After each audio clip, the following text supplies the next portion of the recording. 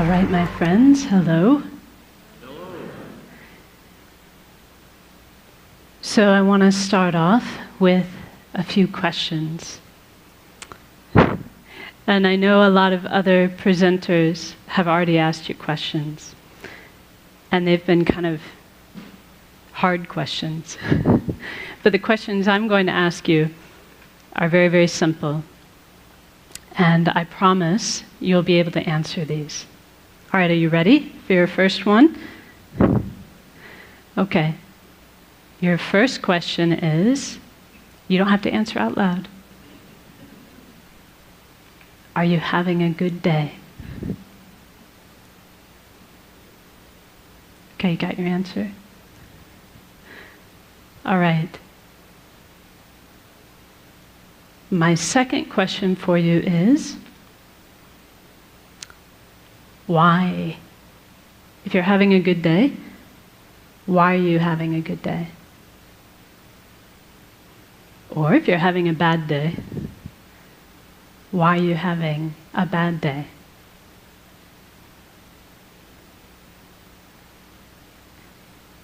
So I have one more question for you.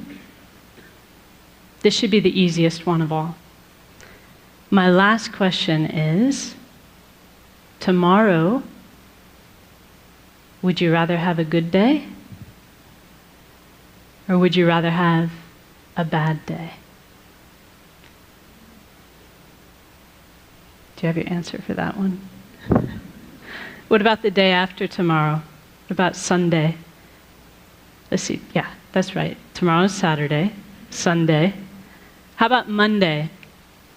Would you like to have a good day or a bad day on Monday? Tuesday? Wednesday? Thursday? Friday? This time next week? A good day or a bad day?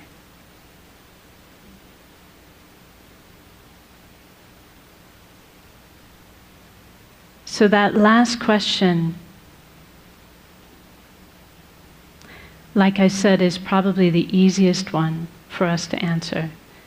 Because we know the answer to that, don't we? We want to have a good day, every day. Did anyone in the room answer, yes, I want to have a bad day on Monday? Of course not. We all want to have a good day, every day.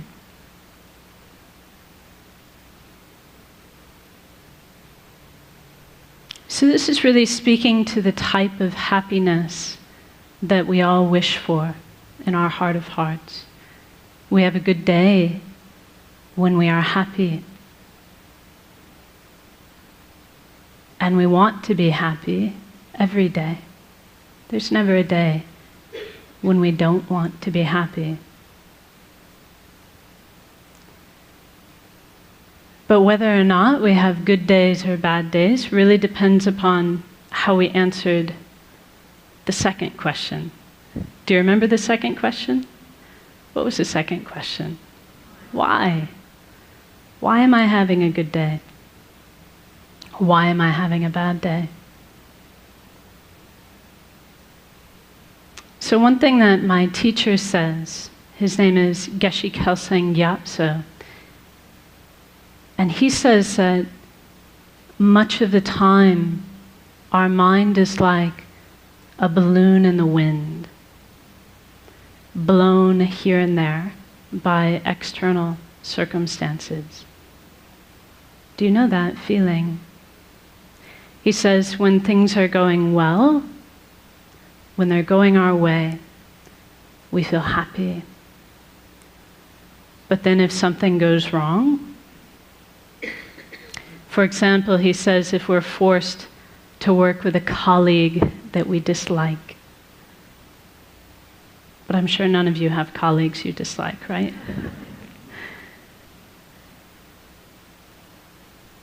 He says if we're forced to work with someone we dislike, or if something doesn't go our way, then our happy feeling disappears.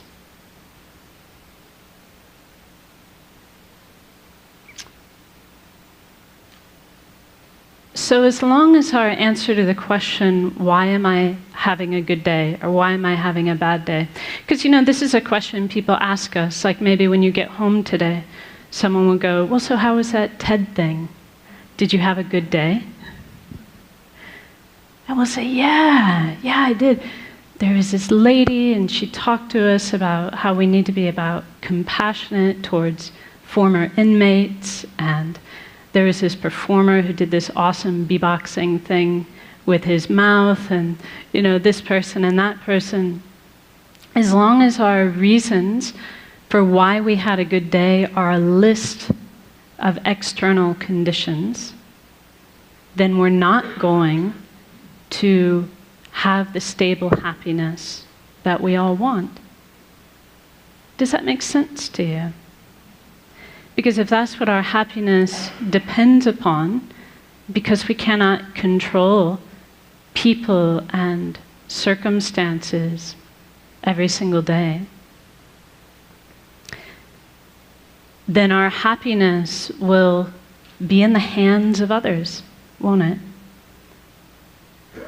It'll be at the whim of our circumstances. So if you really wish to have a good day every day, we've got two things we need to do. So the first thing that we need to do is we need to stop outsourcing our happiness and outsourcing our unhappiness onto people and circumstances. In other words, we need to stop attributing our happiness to what's going on externally. And we need to stop blaming others, especially blaming others, for our unhappiness. So for as long as we do that, as long as we're making it the job of people and circumstances to make us happy, or as long as we're making it their fault when we're unhappy, our happiness will be very unstable and elusive.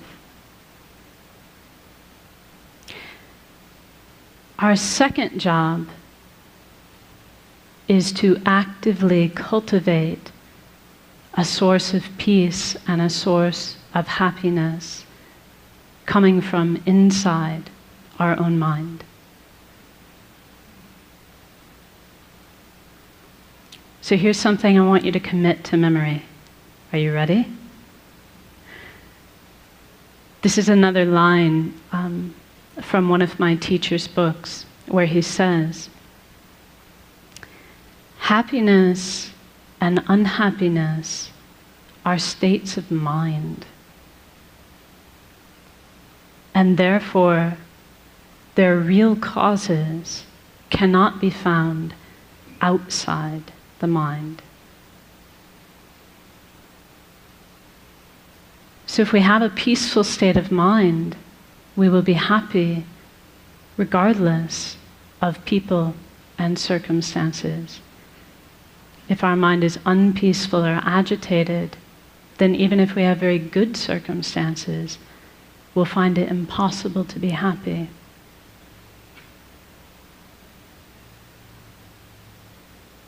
So in other words, it's not what is happening that is making us happy or unhappy. It is how we are responding to those things that determines whether we are happy or unhappy. It is what our state of mind is like that determines our happiness or our unhappiness. So how are we going to do this? So we can all understand this. Like intellectually, it's not rocket science, is it? It's not hard to understand. And maybe to a certain extent, as I tell you these things, you're like, yeah, I knew that already. I knew that already. But how do we actually do it? How do we actually cultivate this stable peace of mind that we can rely upon regardless of the external circumstances? So this is really where meditation comes into play. And I would say I would need a whole other TED Talk, hint, hint, in order to really do the subject of meditation justice. But for our purposes today, we can say that meditation is a mental action. It's the mental action of concentrating on a peaceful, positive state of mind. If we do that, if we concentrate on a peaceful, positive state of mind, then we can say we're meditating. Whether that's like this, right? See, actually, you don't know if I'm meditating or not, because I could be thinking about my grocery list.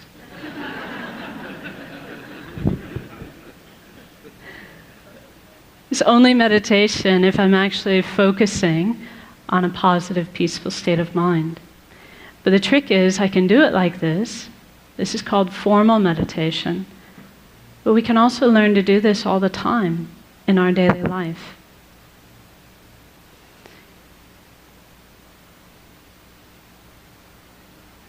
So see, here's a perfect opportunity. We concentrate on a mind of patience. We're not disturbed, not unhappy. So why don't we try it now? Are you up for it? Just a short meditation. According to the clock, I've got 3 minutes left. This is going to be a very brief one. But let's actually try it. Let's try to tap into our own potential for a peaceful, positive state of mind. So now I'll ask you just to sit comfortably and place your feet flat on the floor and your hands within your lap. And then you can lightly close your eyes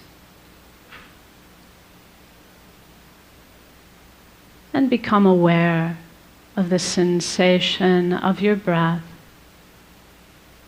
at the tip of your nose.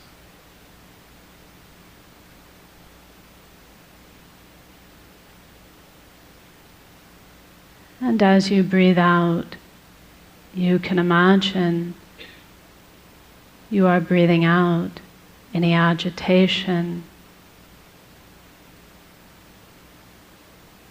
any mental busyness, any frustration or unhappiness in your life. Breathing it all out like dark smoke.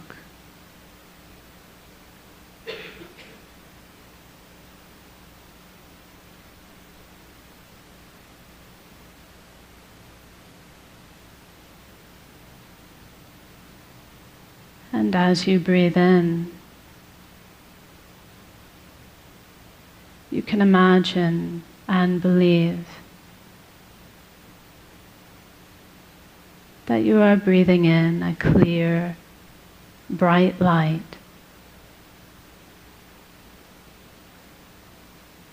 which is the very nature of inner peace.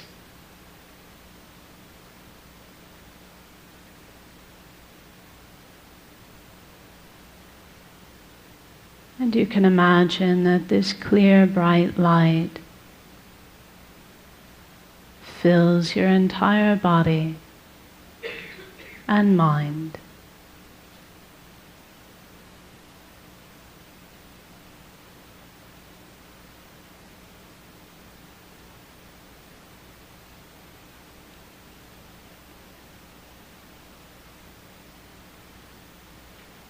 And for a few seconds, simply enjoy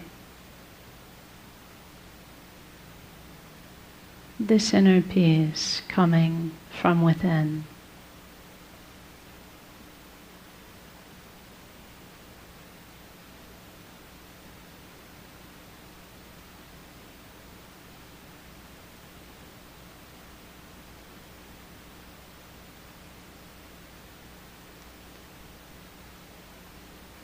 And now as we finish,